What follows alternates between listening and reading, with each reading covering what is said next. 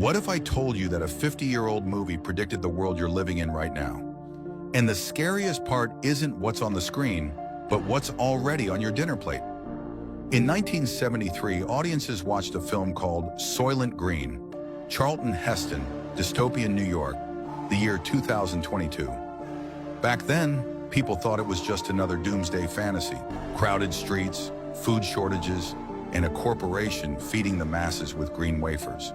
It was marketed as science fiction. But what if it wasn't fiction at all? What if it was a warning? In the movie, Earth is choking. Pollution covers the skies, oceans are dead, farmland is gone, and billions cram into collapsing cities. People survive on substitutes made by the Soylent Corporation. The dark twist.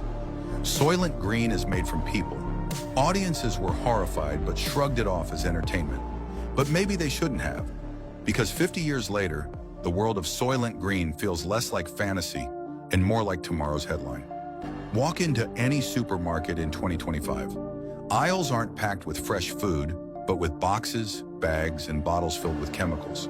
Natural flavors that aren't natural, seed oils designed in labs, artificial dyes linked to health problems, lab-grown meat sold as the future, crickets and worms powdered into sustainable protein. Step by step, real food vanishes, replaced by products designed not to nourish you, but to control you.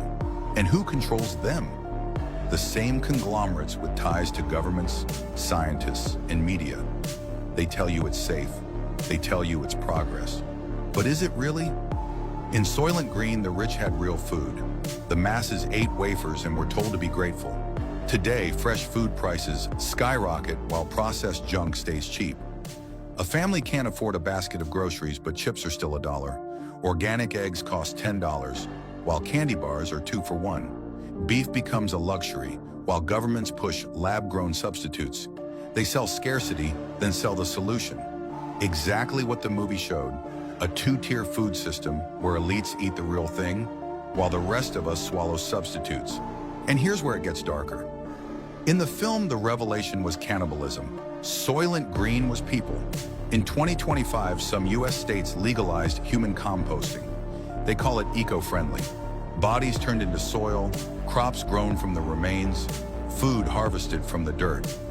Maybe it's not direct cannibalism, but the principle is the same.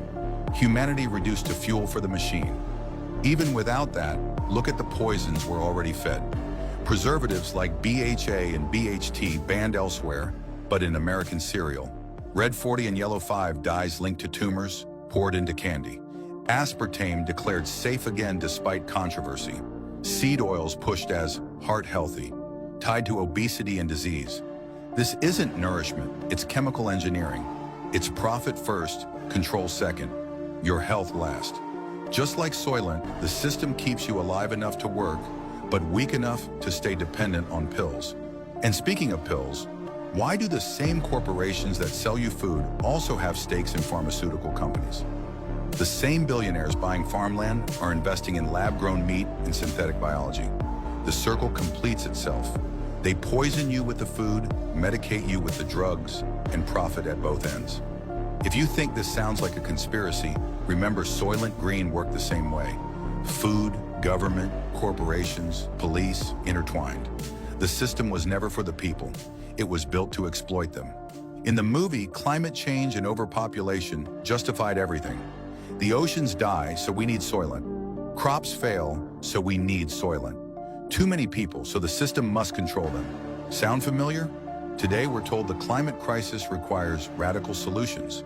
Eat bugs, give up beef, trust the labs. And yet, who suffers? Not the elites. They still eat steak and drink rare wines.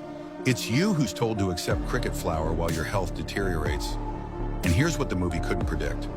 Technology today. In 2025, food is tracked, coded, engineered at the genetic level. Every seed patented, every GMO monitored, every field sprayed with chemicals that sterilize the soil and the people eating from it.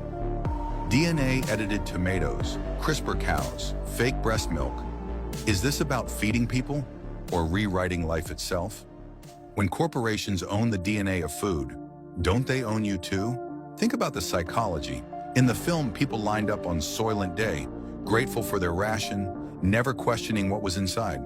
Today, how many people mindlessly scan barcodes, order fast food, drink sodas, and swallow whatever packaging tells them is good?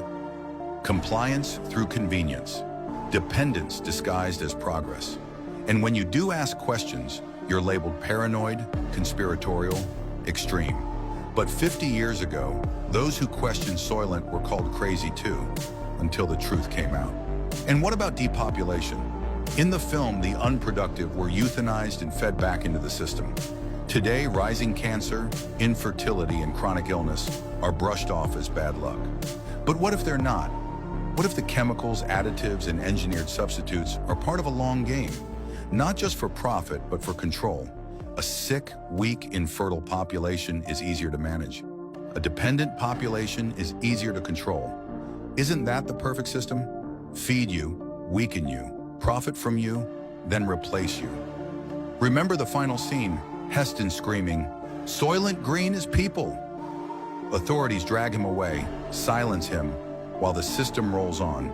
Today, who are the ones screaming? Nutritionists warning about seed oils. Doctors exposing artificial sweeteners. Farmers fighting land grabs. Researchers warning about genetic manipulation. And what happens to them? Silenced, mocked, deplatformed. Just like in the movie, the system protects itself. The question is, will you listen before it's too late? 50 years after the movie, we live in a world it predicted with eerie accuracy. Food poisoned, corporations in control, elites feasting, while the masses eat substitutes. And here's the chilling thought. If Soylent Green nailed the first half of the prophecy, what if the second half is still coming? What if the next revelation is even worse than we imagine? You be the judge. If you're awake, you already know what to do. Hit the link in our description and join our underground newsletter.